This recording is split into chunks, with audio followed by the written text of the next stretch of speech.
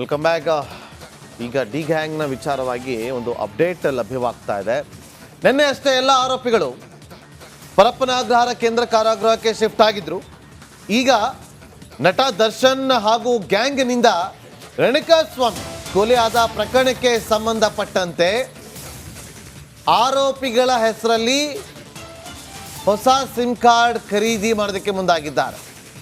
ಪೊಲೀಸರಿಂದಲೇ sim ಖರೀದಿ ಮಾಡಿ active ಮಾಡೋದಕ್ಕೆ ಮುಂದಾಗ್ತಿದ್ದಾರೆ. ಆರೋಪಿಗಳು ವೆಬ್ ಆ್ಯಪ್ ಅನ್ನ ಬಳಕೆ ಮಾಡಿರೋದು ಬೆಳಕಿಗೆ ಬಂದಿದೆ ತನಿಖೆ ಸಂದರ್ಭದಲ್ಲಿ. ನಂತರ ಡೇಟಾವನ್ನ ನಿಷ್ಕ್ರಿಯಗೊಳಿಸಿರುವಂಥ ಆರೋಪಿಗಳ ಹೆಸರಲ್ಲಿ ಹೊಸ ಸಿಮ್ ಅನ್ನ ಖರೀದಿ ಮಾಡಿ ಅದನ್ನ ರೀಆಕ್ಸೆಸ್ ಮಾಡಿ ಸರ್ವಿಸ್ ಪ್ರೊವೈಡರ್ ಮೂಲಕ ಮತ್ತೆ ಸಿಮ್ ಅನ್ನ ಆಕ್ಟಿವ್ ಮಾಡ್ತಾರೆ. ಕೋರ್ಟ್ ಮೂಲಕ ಅನುಮತಿಯನ್ನು ಪಡೆದು ಸಿಮ್ ಅನ್ನ ಆಕ್ಟಿವ್ ಮಾಡ್ತಾರೆ. ಹೊಸ ಸಿಮ್ ಖರೀದಿ ಮಾಡೋದು ಆಕ್ಟಿವ್ ಮಾಡಬೇಕು ಅಂತಂದ್ರೆ ಪೊಲೀಸರು ಕೋರ್ಟ್ನಿಂದ ಅನುಮತಿಯನ್ನ ಪಡೆದುಕೊಳ್ಬೇಕು. ಕೋರ್ಟ್ ಅನುಮತಿ ಕೊಟ್ಟರೆ ಮಾತ್ರ ಇವರು ಇಲ್ಲಿ ಹೊಸ ಸಿಮ್ ಕಾರ್ಡನ್ನು ಖರೀದಿ ಮಾಡಿರ್ತಾರೆ. ಅವರ ಹೆಸರಲ್ಲಿ ಬಳಕೆ ಮಾಡೋದಕ್ಕೆ ಇಲ್ಲಿ ಸಿಗುತ್ತೆ. ಇನ್ನು Renukaswamy electric shock torch secret ಅನ್ನ ಬಯಲು ಮಾಡೋದಕ್ಕೂ ಕೂಡ ಪೊಲೀಸರು ಮುಂದಾಗಿದ್ದಾರೆ. ಇಲ್ಲಿ ಪ್ರಮುಖವಾಗಿ ನೋಡಿ ಯಾವ ರೀತಿಯಾಗಿ ಟಾರ್ಚರ್ ಅನ್ನ ಕೊಟ್ಟು ಇಲ್ಲಿ ರೇಣುಕಾಸ್ವಾಮಿಯನ್ನ ಕೊಲೆ ಮಾಡಿದ್ರು. ಟಾರ್ಚ್ನಿಂದ ಟಾರ್ಚರ್ ಕೊಟ್ಟು ರೇಣುಕಾಸ್ವಾಮಿ ಎಲೆಕ್ಟ್ರಿಕ್ ಶಾಕ್ ಸೀಕ್ರೆಟ್ ಅನ್ನ ರಿವೀಲ್ ಮಾಡೋದಕ್ಕೆ ಆನ್ಲೈನಲ್ಲಿ ಈ ಶಾಕ್ ಟಾರ್ಚ್ ಅನ್ನ ಖರೀದಿ ಮಾಡಿದಂತಹ ಮೆಗ್ಗಾರ್ ಮೆಷಿನ್ ಅಂತ ಕರೀತಾರೆ. ಅದನ್ನ ಆನ್ಲೈನ್ ಮೂಲಕ ಧನರಾಜ್ ಅಲಿಯಾಸ್ ರಾಜು ಖರೀದಿ ಮಾಡಿದಂತೆ. ಈ ಬಗ್ಗೆ ಆರೋಪಿ ಸ್ವ-ಇಚ್ಛಾ ಹೇಳಿಕೆಯನ್ನ ಕೊಟ್ಟಿದ್ದಾನೆ. ಸ್ವ-ಇಚ್ಛಾ ಹೇಳಿಕೆಯನ್ನ ದಾಖಲು ಮಾಡಿಕೊಂಡಿದ್ದಾರೆ. ಜಡ್ಜ್ ಮುಂದೆ ಹೇಳಿಕೆಯನ್ನು ಕೊಟ್ಟಿದ್ದಾನೆ. ಜಡ್ಜ್ ಮುಂದೆ 160 ನಡಿ ಈಗ ಶುರು ಮಾಡೋಣ. ಕೇಸರಿಯಿಂದ ಮನೋಲ್ಲಾಸ ಮನಸ್ಸು ಮತ್ತೇರಿ ಕುಣಿದಾಡಿದೆ ನೋಡು ಮನಸ್ಸು ಮತ್ತೇರಿ ಕುಣಿದಾಡಿದೆ ನೋಡು. ಕ್ಷಣ ಕ್ಷಣವೂ ಆಚರಿಸಿ ಕೇಸರಿ ಹಬ್ಬ. ವಿಮಲ್ ಬಾಯಲ್ಲಿ ಹೇಳಿ ಕೇಸರಿ 4 ಹೇಳಿಕೆಯನ್ನ ದಾಖಲು ಮಾಡಿಸಿದ್ದಾರೆ ಪೊಲೀಸರು. ಜಡ್ಜ್ ಮುಂದೆ ಹಾಜರುಪಡಿಸಿ ಈ ಒಂದು 164 ಹೇಳಿಕೆಯನ್ನ ಕೊಡಿಸಿದ್ದಾರೆ. ನ್ಯಾಯಾಧೀಶರ ಮುಂದೆ ಕೊಡುವಂಥದ್ದು 164 ಸ್ಟೇಟ್ಮೆಂಟ್, ತನಿಖಾಧಿಕಾರಿ ಮುಂದೆ ಕೊಡುವಂಥದ್ದು 161 ಸ್ಟೇಟ್ಮೆಂಟ್. ನೋಡಿ, ಈಗ ಒಂದು ಕಡೆ ಮೊಬೈಲ್ ಸಿಮ್ ಕಾರ್ಡ್ಗಳನ್ನು ಆರೋಪಿಗಳ ಹೆಸರಲ್ಲಿ ಖರೀದಿ ಮಾಡೋದು, ಕೋರ್ಟ್ನಿಂದ ಅನುಮತಿಯನ್ನು ಪಡೆದುಕೊಂಡು ಅದನ್ನು ರೀಆಕ್ಸೆಸ್ ಅನ್ನು ಪಡೆದುಕೊಂಡು ರೀಆಕ್ಟಿವ್ ಮಾಡಿ ಇವ್ರು ಏನೆಲ್ಲ ಮಾಡಿದ್ರು ಅದರ ಬಗ್ಗೆ ತನಿಖೆನ ಮಾಡೋದು. ಮತ್ತೊಂದು ಕಡೆ ನೋಡಿ, ಬೇಜಾರಾಗುತ್ತೆ ಆ ಫೋಟೋ ನೋಡಿದಾಗ ಕೈ ಮೇಲೆ ಯಾವ ರೀತಿಯಾಗಿ ಸುಟ್ಟಿದ್ದಾರೆ ಅಂತೇಳಿ. ನಮಗೆ ಎಲ್ಲೋ ಒಂದು ಸಣ್ಣದ ಕರೆಂಟ್ ಶಾಕ್ ಹೊಡೆದ್ರು ಕೂಡ ನಮಗೆ ತಡ್ಕೊಳಕ್ಕಾಗೋದಿಲ್ಲ.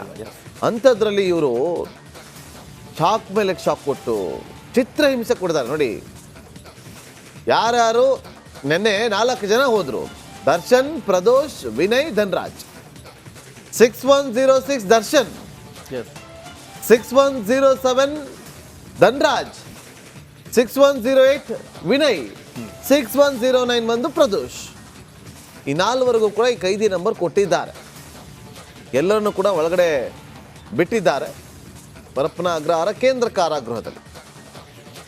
ಹಾಗಾದ್ರೆ ಈ ಪ್ರಕರಣದಲ್ಲಿ ಇವರೆಲ್ಲರನ್ನು ಕೂಡ ಅರೆಸ್ಟ್ ಮಾಡೋದಕ್ಕೆ ಪೊಲೀಸರಿಗೆ ಸಿಕ್ಕಂಥ ಪ್ರಬಲವಾದಂಥ ಪ್ರಮುಖವಾದಂಥ ಆ 15 ಕಾರಣಗಳೇನು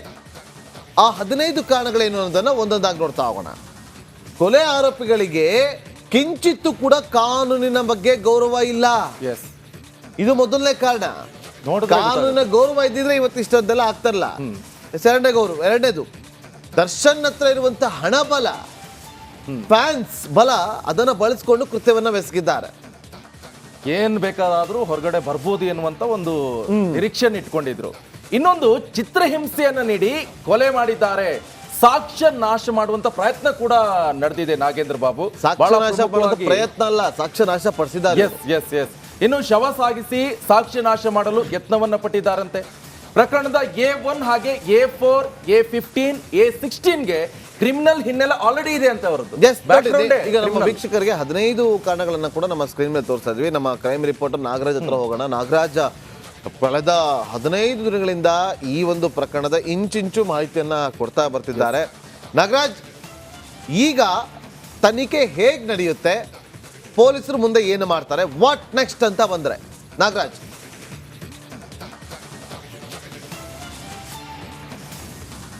ನಾಗೇಂದ್ರ ಬಾಬು, ಈಗ ಏನು ನೆನೆ 4 ಜನ ಆರೋಪಿಗಳು, ದರ್ಶನ್ ಸೇರಿದಂತೆ 4 ಜನ ಆರೋಪಿಗಳನ್ನ ಜುಡಿಷಿಯಲ್ ಕಸ್ಟಡಿಗೆ ಕೊಡಬೇಕಾದ್ರೆ ಒಂದಷ್ಟು ಅಂಶಗಳನ್ನ ಯಾಕೆ ಇವರನ್ನ ನ್ಯಾಯಾಂಗ ಬಂಧನಕ್ಕೆ ನೀಡಬೇಕು ಮತ್ತೆ ಯಾಕೆ ಇವರಿಗೆ ಜಾಮೀನನ್ನ ನೀಡಬಾರ್ದು ಅಂತೇಳಿ ಒಂದು ರಿಮಾಂಡ್ ಅರ್ಜಿಯನ್ನ ನ್ಯಾಯಾಲಯಕ್ಕೆ ಪೊಲೀಸರು ಸಲ್ಲಿಕೆ ಮಾಡಿರ್ತಕ್ಕಂಥದ್ದು. ಇದರಲ್ಲಿ ಬಹಳ ಸ್ಪಷ್ಟವಾಗಿ ಒಂದಷ್ಟು ವಿಚಾರಗಳನ್ನ ಉಲ್ಲೇಖ ಮಾಡಿದ್ದಾರೆ. ಏನು ಈ ಒಂದು ಪ್ರಕರಣಕ್ಕೆ ಸಂಬಂಧಿಸಿದಂತೆ ಇದುವರೆಗೂ FSLಗೆ ಕೆಲವೊಂದು ವಸ್ತುಗಳನ್ನ ಕಳಿಸಿದೀವಿ, ಆಟಾಪ್ಸಿ ರಿಪೋರ್ಟ್ ಇನ್ನೂ ಬರಬೇಕಾಗಿದೆ, ಇವುಗಳ ಒಂದು ಅನಾಲಿಸಿಸ್ ಆಗಬೇಕು ತನಿಖೆಯ ಮುಂದುವರೆದ ಭಾಗವಾಗಿ ಅನ್ನೋದು ಒಂದು ಕಡೆ ಆದ್ರೆ, ಕೆಲವೊಂದು ವಿಚಾರಗಳು ಅದರಲ್ಲಿ ಏನು ಒಂದು ಈ ಪ್ರಕರಣದ A14 ಇದ್ದಾನೆ, ಆತ ಪ್ರದೂಷ್ ಜೊತೆ ಒಬ್ಬ ವ್ಯಕ್ತಿ ನಿರಂತರವಾಗಿ ಕ್ರೈಮ್ ಸೀನ್ಗೆ ಬಂದು ಹೋಗ್ತಾ ಇದ್ದ ಅಂತೇಳಿ ಆ ವ್ಯಕ್ತಿಯ ಹೆಸರು ಪತ್ತೆಯಾಗಿದೆ, ಆತನನ್ನ ವಿಚಾರಣೆಗೆ ಒಳಪಡಿಸಬೇಕು ಅಂತ ಹೇಳಿದ್ದಾರೆ.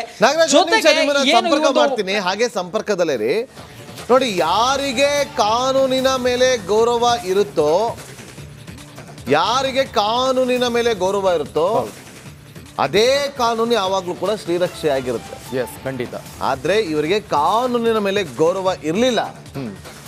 ಹಾಗಾಗಿ ನೋಡಿ, ಇದೊಂದು ನಿಮ್ಗೆಲ್ಲರಿಗೂ ಕೂಡ, ಪ್ರತಿಯೊಬ್ಬರಿಗೂ ಕೂಡ ಪಾಠ, ಪ್ರತಿಯೊಬ್ಬರಿಗೂ ಕೂಡ ಪಾಠ. S Nagaraj, continue.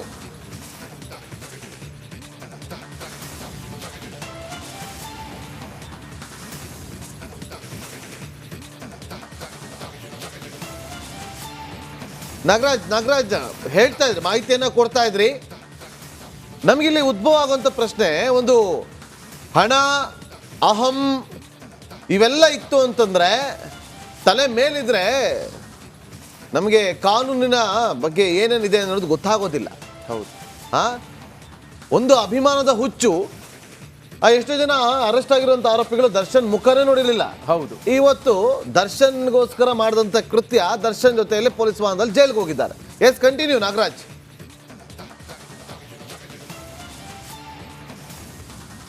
ಖಂಡಿತ ನಾಗೇಂದ್ರ ಬಾಬು, ಈ ರೀತಿಯಾಗಿ ಒಂದು ಹಣಬಲ, ಅಭಿಮಾನಿಗಳ ಬಲ ಇವೆಲ್ಲವೂ ಇದ್ರೆ ಯಾವುದೇ ಒಂದು ಪ್ರಕರಣವನ್ನು ತೀರ್ಚಬಹುದು ಅಂತ ಹೇಳಿ ತಿಳ್ಕೊಂಡಿದ್ರು ನಟ ದರ್ಶನ್. ಹಾಗೆ ಆಕೆಯ ಗೆಳತಿ, ಆತನ ಗೆಳತಿ ಏನು ಪವಿತ್ರ ಗೌಡ ಇದ್ದಾರೆ ಇವರು. ಆದರೆ ಪೊಲೀಸರ ಒಂದು ಕರಾರುಕಾದ ತನಿಖೆ ಜೊತೆಗೆ ಕ್ಷಿಪ್ರ ಕಾರ್ಯಾಚರಣೆ ಮುಖಾಂತರ ಈಗ 17 ಜನ ಆರೋಪಿಗಳನ್ನ ಬಂಧನ ಮಾಡಿರ್ತಕ್ಕಂಥದ್ದು. ಇನ್ನು ಈ ಒಂದು ಪ್ರಕರಣದಲ್ಲಿ ಮುಂದುವರೆದ ಭಾಗವಾಗಿ ದರ್ಶನ್ಗೆ ಹಣವನ್ನು ಕೊಟ್ಟಿದ್ದ ವ್ಯಕ್ತಿಯನ್ನು ವಿಚಾರಣೆ ಮಾಡಬೇಕು ಅಂತ ಹೇಳಿ ಈಗಾಗಲೇ ಪ್ರಾಸಿಕ್ಯೂಷನ್ ವತಿಯಿಂದ ನ್ಯಾಯಾಲಯಕ್ಕೆ ಪೊಲೀಸರು ತಿಳಿಸಿರ್ತಕ್ಕಂಥದ್ದು. ಜೊತೆಗೆ ಏನು ಒಂದು ಪ್ರದೂಷ್ ಜೊತೆ ಪದೇ ಪದೇ ಕ್ರೈಮ್ ಸೀನ್ಗೆ ಒಬ್ಬ ವ್ಯಕ್ತಿ ಬಂದು ಹೋಗ್ತಾ ಇದ್ದ ಅನ್ನೋದನ್ನ ಬಹಳ ಸ್ಪಷ್ಟವಾಗಿ ಉಲ್ಲೇಖ ಮಾಡಿದರೆ, ಅದು ಒಂದು ಭಾಗ. ಆದರೆ ಈ ಒಂದು ಪ್ರಕರಣದಲ್ಲಿ ಇನ್ನೊಂದು ಭಾಗ ಸೃಷ್ಟಿ ಆಗುತ್ತಾ ಅಥವಾ ಉಟ್ಕೊಳ್ತಾ ಇದೆಯಾ ಅನ್ನೋ ಒಂದು ಅನುಮಾನ. ಯಾಕಂತಂದ್ರೆ ಏನು ಅನ್ನಪೂರ್ಣೇಶ್ವರಿ ನಗರದಲ್ಲಿ ಸಾಕ್ಷಿಗಳ ಮೇಲೆ ಪ್ರಭಾವ ಬೀರ್ತಾ ಇದ್ದಂಥ ವ್ಯಕ್ತಿಗಳ ಮೇಲೆ ದೂರು ದಾಖಲಾಗಿದೆ ಅನ್ನೋ ಮಾಹಿತಿಯನ್ನು ನ್ಯಾಯಾಲಯಕ್ಕೆ ಕೊಟ್ಟಿದ್ದಾರೆ. ಹಾಗಾದ್ರೆ ಈ ಒಂದು ಸಾಕ್ಷಿಗಳ ಮೇಲೆ ಪ್ರಭಾವ ಬೀರ್ತಾ ಇರ್ತಕ್ಕಂಥ ವ್ಯಕ್ತಿಗಳಿಗೂ ದರ್ಶನ್ಗೂ ಏನು ಸಂಬಂಧ? ಅವರನ್ನ ಕರೆಸಿ ವಿಚಾರಣೆ ಮಾಡಿದಾಗ ದರ್ಶನ್ಗೆ ಮತ್ತೆ ಸಂಕಷ್ಟ ಎದುರಾಗುತ್ತಾ? ಈ ಎಲ್ಲ ಪ್ರಶ್ನೆಗಳು ಈ ಒಂದು ಪ್ರಕರಣದಲ್ಲಿ ಸದ್ಯಕ್ಕೆ ತನಿಖೆಯ ಮುಂದಿನ ಭಾಗದಲ್ಲಿ ಕಾಣಿಸಿಕೊಳ್ಳುವಂಥದ್ದು. ಒಂದು ವೇಳೆ ಅನ್ನಪೂರ್ಣೇಶ್ವರಿ ನಗರ ಠಾಣೆಯಲ್ಲಿ ದಾಖಲಾಗಿರ್ತಕ್ಕಂಥ ದೂರಿಗೆ ಸಂಬಂಧಿಸಿದಂತೆ ಏನು ಆರೋಪಿಗಳು ಬಂಧನ ಆಗಿ ಸಾಕ್ಷಿಗಳ ಮೇಲೆ ಪ್ರಭಾವವನ್ನು ಬೀರಲಿಕ್ಕೆ, ಸಾಕ್ಷಿಗಳನ್ನು ಬೆದರಿಸಲಿಕ್ಕೆ ಯತ್ನಿಸಿದವರು ಬಂಧನ ಆಗಿ ಅವರು ದರ್ಶನ್ ಕಡೆ ಬೆರಳು ಮಾಡಿ ತೋರಿಸಿ ದರ್ಶನ್ ಅಣತಿಯಂತೆ ನಾವು ಸಾಕ್ಷಿಗಳನ್ನು ಬೆದರಿಸಿದೀವಿ ಅಂತಂದ್ರೆ ಮತ್ತೆ ಆ ಪ್ರಕರಣದಲ್ಲೂ ನಟ ದರ್ಶನ್ಗೆ ಸಂಕಷ್ಟ ಎದುರಾಗುವ ಸಾಧ್ಯತೆ ಇರ್ತಕ್ಕಂಥದ್ದು. Nagendra, okay, thank you Nagaraj ನಿಮ್ಮೆಲ್ಲ ಮಾಹಿತಿಗಾಗಿ. ಈ ದರ್ಶನ್ ಈ ಮೊದಲಲ್ಲ ಈಗ ಜೈಲಿಗೆ ಹೋಗಿರುವಂತ, ಈ ಹಿಂದೆ ಅಂತ ಹೇಳಿದ್ರೆ 13 ವರ್ಷಗಳ ಬಳಿಕ ಈಗ ಮತ್ತೊಮ್ಮೆ ಈಗ ಜೈಲು ಪಾಲಾಗಿರುವಂತದ್ದು. 2ನೇ ಬಾರಿ ದಾಸ ಸೆಂಟ್ರಲ್ ಜೈಲಿನ ಕದ ತಟ್ಟಿದ್ದಾನೆ. ಈ ಡಿ ಗ್ಯಾಂಗ್ ಹಂತಕರಿಗೆ ನ್ಯಾಯಾಲಯ 14 ದಿನ ನ್ಯಾಯಾಂಗ ಬಂಧನವನ್ನ ವಿಧಿಸಿದೆ. ಹಾಗಾದ್ರೆ ಈ ಸ್ಟೋರಿಯ ಒಂದು ಕಂಪ್ಲೀಟ್ ಡೀಟೇಲ್ಸ್ ಇದೆ, ಬನ್ನಿ ನೋಡ್ಕೊಂಡು ಬರೋಣ.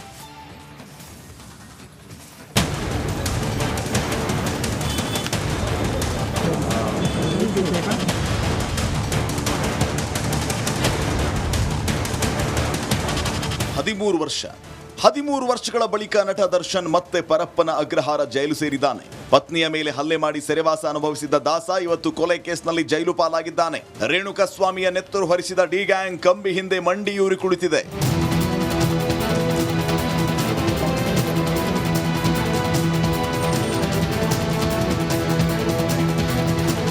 ಇವತ್ತು A2 Darshan, A10 Vinay, A14 Pradosh, A9 Dhanraj police custody ಅಂತ್ಯವಾದ ಕಾರಣ ಎಲ್ಲರನ್ನೂ ನ್ಯಾಯಾಲಯದ ಮುಂದೆ ಹಾಜರುಪಡಿಸಲಾಯಿತು.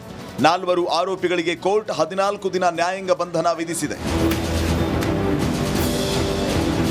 ವಾಹನದ ಹತ್ತಿರದ ದೃಶ್ಯಾವಳಿಯನ್ನು ನಮ್ಮ ವೀಕ್ಷಕರಿಗೆ ತೋರಿಸುವಂತ ಕೆಲಸವನ್ನ ಮಾಡ್ತಾ ಇದ್ದೀವಿ. ಬಹಳ ಹತ್ತಿರದಿಂದ ತೋರಿಸುವಂತ ಕೆಲಸವನ್ನ ಮಾಡ್ತಾ ಇದ್ದೀವಿ. ಪರಪ್ಪನ ಅಗ್ರಹಾರ ಜೈಲು ಸೇರಿದ ಡಿ ಗ್ಯಾಂಗ್. ಜುಲೈ 4ರವರೆಗೆ ಕಮ್ಮಿ ಹಿಂದೆ ಕಾಟೇರ.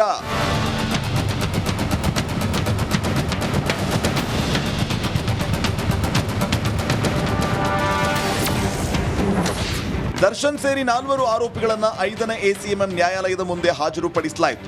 ಈ ವೇಳೆ ನ್ಯಾಯಾಧೀಶರು ಪೊಲೀಸ್ ಕಸ್ಟಡಿಯಲ್ಲಿ ಏನಾದರೂ ತೊಂದರೆ ಆಯ್ತಾ ಅಂತ ಆರೋಪಿಗಳನ್ನ ಕೇಳಿದರು. ಇದಕ್ಕೆ ತಮಗೆ ಯಾವುದೇ ತೊಂದರೆ ಆಗಿಲ್ಲ ಅಂತ ಆರೋಪಿಗಳು ನ್ಯಾಯಾಧೀಶರಿಗೆ ತಿಳಿಸಿದರು.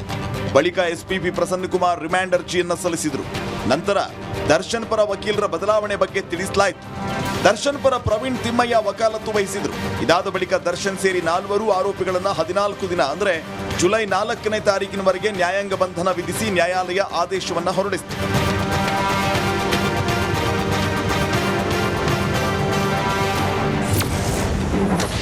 ಕರಿಯಾನ ನೋಡಲು ಪೋರ್ಕಿ ಫ್ಯಾನ್ಸ್ ದಂಡು. ಇನ್ನು ಬಿಗಿ ಬಂದೋಬಸ್ತ್ನಲ್ಲಿ ಡಿ ಗ್ಯಾಂಗ್ ಅನ್ನ ಪೊಲೀಸರು ಪರಪ್ಪನ ಅಗ್ರಹಾರ ಜೈಲಿಗೆ ಕರೆದೊಯ್ದರು. ದಾಸನನ್ನ ನೋಡೋಕೆ ಸೆಂಟ್ರಲ್ ಜೈಲಿನ ಬಳಿ ಪೊರ್ಕಿ ಅಭಿಮಾನಿಗಳ ದಂಡೇ ಹರಿದು ಬಂದಿತ್ತು.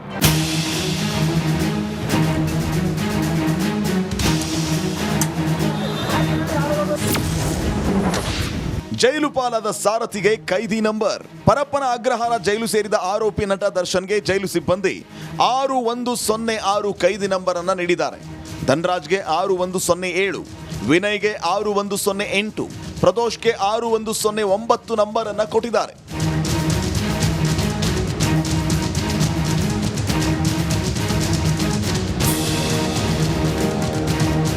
ದರ್ಶನ್ಗೆ ತಾನೊಬ್ಬ ಹೀರೋ, ದೊಡ್ಡ ಸೆಲೆಬ್ರಿಟಿ ಅನ್ನೋ ನಶೆ ನೆತ್ತಿಗೇರಿತ್ತು.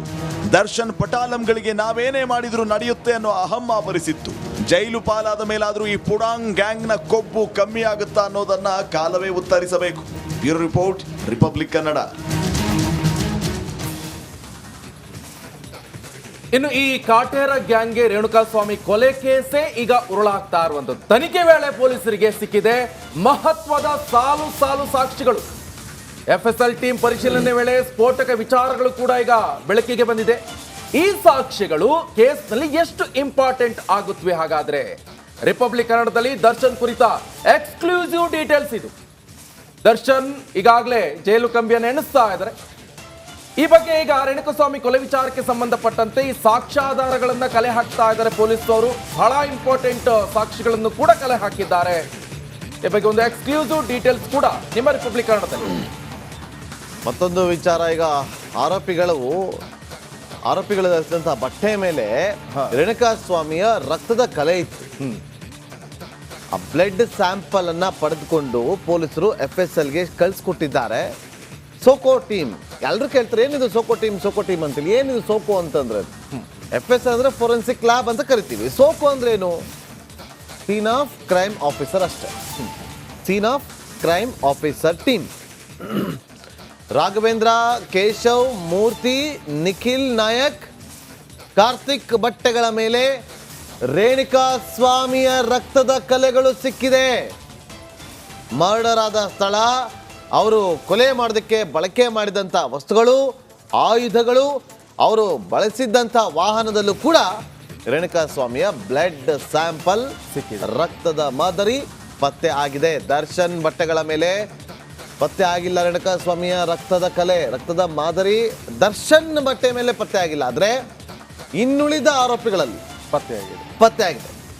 ಸೊ ರೇಣುಕಾಸ್ವಾಮಿ ರಕ್ತ ಸ್ಥಳ ಮಹಾಜರು ಮಾಡುವಂಥ ಸಂದರ್ಭದಲ್ಲಿ ನೋಡಿ, ಅಲ್ಲಿ ನೀವು ಕೇಳ್ಬೋದು, ಸರ್ ನೀವು ಅಲ್ಲಿ ಹೋದಾಗ ಕ್ರೈಮ್ ಸೀನ್ ಆಫೀಸರ್ಗಳು ಏನು ಕಲೆಕ್ಟ್ ಮಾಡ್ತಾರೆ ಅಂತೇಳಿ. ಕೊಲೆ ಆಗಿ ಬಂದಾಗ ರಕ್ತ ನಮಗೆ ಒಂದು ಇದ್ರ ಮೇಲೆ ಬಿದ್ದಾಗ ಅದರದ್ದು ಮಾರ್ಕ್ ನಮಗೆ ಜಾಸ್ತಿ ಸಿಗೋದಿಲ್ಲ. ಆದರೆ ಅಲ್ಲಿರುವಂಥ ಮಣ್ಣೇನಿರ್ತಾರ, ಮಣ್ಣನ್ನು ತಗೊತಾರೆ. ಆ ರಕ್ತ ಬಿದ್ದಾಗ ಕೇವಲ ರಕ್ತ ಮಾತ್ರ ಸಿಕ್ಬಿಡ್ತಾರೆ ಅಂತ ಕೇಳೋಕ್ಕಾಗಲ್ಲ. ಅಷ್ಟು ಮಣ್ಣನ್ನು ಕೂಡ ಎತ್ಕೊಂಡು ಒಂದು ಕವರಲ್ಲಿ ಹಾಕ್ತಾರೆ. ಅದರಲ್ಲಿ ಲ್ಯಾಬ್ಗೆ ತೊಗೊಂಡೋಗಿ ಅದೆಲ್ಲವನ್ನು ಕೂಡ ಬೇರ್ಪಡಿಸ್ತಾರೆ.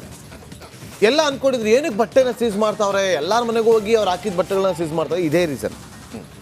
ಯಾಕೆಂತಂದ್ರೆ ಇದು ಒಂದು ಮೇನ್ ಎವಿಡೆನ್ಸ್ ಆಗುತ್ತೆ. ಈಗ ಸತ್ತ ಮನುಷ್ಯನ ಬ್ಲಡ್ ಹಾಗೆ ಜೀವಂತ ಮನುಷ್ಯನ ಬ್ಲಡ್ ಎರಡು ಕೂಡ ಇಲ್ಲ ಹಾಗಲ್ಲ. ಈಗ ನಾನು ಒಂದು ಹೊಡಿಬೇಕಾದ್ರೆ ರಕ್ತ ಚಿಮ್ಮುತ್ತೆ. ಆ ಚಿಮ್ದಾಗ ಬಟ್ಟೆ ಮೇಲೆ ಬಂದು ಬಿದ್ದಿರುತ್ತೆ. ಆ ಬಟ್ಟೆನ ತಗೊಂಡೋಗಿ ಇವ್ರು ಏನು ಮಾಡ್ತಾರೆ ಎಲ್ಲೊಂದು ಕಡೆ ಬಿಸಾಕ್ಬಿಟ್ಟಿರ್ತಾರೆ.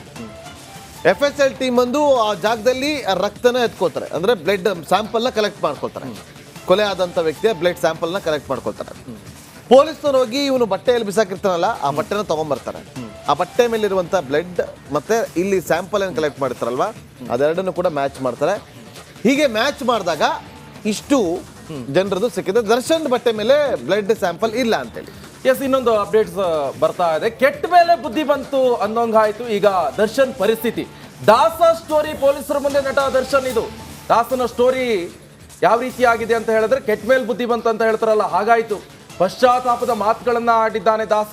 ಅರೆಸ್ಟ್ ಆದ್ಮೇಲೆ ಮಾನಸಿಕ ಡಿಸ್ಟರ್ಬ್ ಆಗಿದ್ದಾನೆ ದರ್ಶನ್. ದೊಡ್ಡ ಸ್ಟಾರ್ ಆಗಿ ಜೈಲ್ ಸೇರಿದಕ್ಕೆ ಮನನೊಂದಿದ್ದ ದಾಸ ಕಾಟೇರ ಅಧಿಕಾರಿಯೊಬ್ಬರ ಜೊತೆ ತನ್ನ ತಪ್ಪಿನ ಬಗ್ಗೆ ಹೇಳ್ಕೊಂಡಿದ್ದಾರೆ. ಎಲ್ರಿಗೂ ಕೂಡ ಇದು ಸರ್ವೇ ಸಾಮಾನ್ಯ. ಕೊಲೆ ಮಾಡ್ತಾರೆ ಆದ್ಮೇಲೆ ಜೈಲ್ ಕಮ್ಮಿ ಎಣಿಸುವಾಗ ಮಾತ್ರ ಇವ್ರಿಗೆ ಪಶ್ಚಾತ್ತಾಪ ಆಗುತ್ತೆ. ಈ ಪಶ್ಚಾತ್ತಾಪ ಏನೊಂದು ಕೊಲೆ ಮಾಡೋಕ್ಕಿಂತ ಬಿಫೋರ್ ಆಗಿಲ್ವಾ ಹಾಗಾದ್ರೆ ಅಂತ. ಬಿಫೋರ್ ಸ್ವಲ್ಪ ನಾವು ಆತ ಯೋಚನೆ ಮಾಡಿದಿದ್ರೆ ಇವತ್ತು ಇಷ್ಟೆಲ್ಲ ಅವಾಂತರಗಳು ಸೃಷ್ಟಿ ಆಗ್ತಾ ಇರಲಿಲ್ಲ. ಮಾಡಬಾರ್ದಿತ್ತು ಆ್ಯಕ್ಚುಲಿ. ಯೋಚನೆ ಮಾಡಬೇಕಿತ್ತು. ಸಿನಿಮಾ ಮಾಡಿ ಒಂದು ಸಂದೇಶವನ್ನು ಕೊಡುವಂಥ ಸೆಲೆಬ್ರಿಟಿ ಇವತ್ತು ನಮ್ಮನ್ನು ಯಾರು ಕೇಳ್ತಾರೆ, ನಮ್ಮನ್ನು ಮುಟ್ಟೋರು ಯಾರು, ನಮ್ಮ ಹಿಂದೆ ಎಷ್ಟು ಜನ ಇದ್ದಾರೆ. ಇನ್ನೊಂದು ಆಪ್ಷನ್ ಕೂಡ ಇದ್ದಿತ್ತು ದರ್ಶನ್ಗೆ. ಅಂದ್ರೆ ಈ ಕೆಟ್ಟದಾಗಿ ಕಮೆಂಟು ಕೆಟ್ಟದಾಗಿ ಮೆಸೇಜ್ ಮಾಡೋರ್ ವಿರುದ್ಧ ಒಂದು ಅಭಿಯಾನ ಮಾಡಿದ್ರೆ ಇಡೀ ಸರ್ಕಾರನೇ ಬೆಂಬಲ ಕೊಡ್ತಾ ಇತ್ತು. ಸ್ಯಾಂಡಲ್ವುಡ್, ಬಾಲಿವುಡ್, ಕಾಲಿವುಡ್ ಎಲ್ಲರೂ ಕೂಡ ಬೆಂಬಲ ಕೊಡ್ತಾ ಇತ್ತು. ಆದ್ರೆ ಆ ಆಪ್ಷನ್ ತಪ್ಪಿಸ್ಕೊಂಡು ನೇರವಾಗಿ ಕೊಲೆ ಮಾಡೋಕ್ ಮುಂದಾಗಿದ್ದಾನೆ ವ್ಯಕ್ತಿ. ಅದಕ್ಕೆ ಹೇಳೋದು, ಕಾನೂನನ್ನ ಕೈಗೆತ್ಕೊಂಡ್ರೆ ಎಸ್, ಅದೇ ಕಾನೂನು ಅದೇ ಕೈಗೆ ಬೇಡಿಯನ್ನು ಹಾಕ್ಸುತ್ತೆ. ಈಗ ಆಗಿರೋದು ಅದೇ. ಈಗ ಪಶ್ಚಾತ್ತಾಪ ಪಡೋದ್ರಲ್ಲಿ ಏನು ಪ್ರಯೋಜನ ಇಲ್ಲ. ಆಯ್ತು, ಜೈಲಿಗೆ ಹೋಗಿ ಆಯ್ತು, ಸಾಕ್ಷಿಗಳು ಸಿಕ್ಕಿದಾವೆ.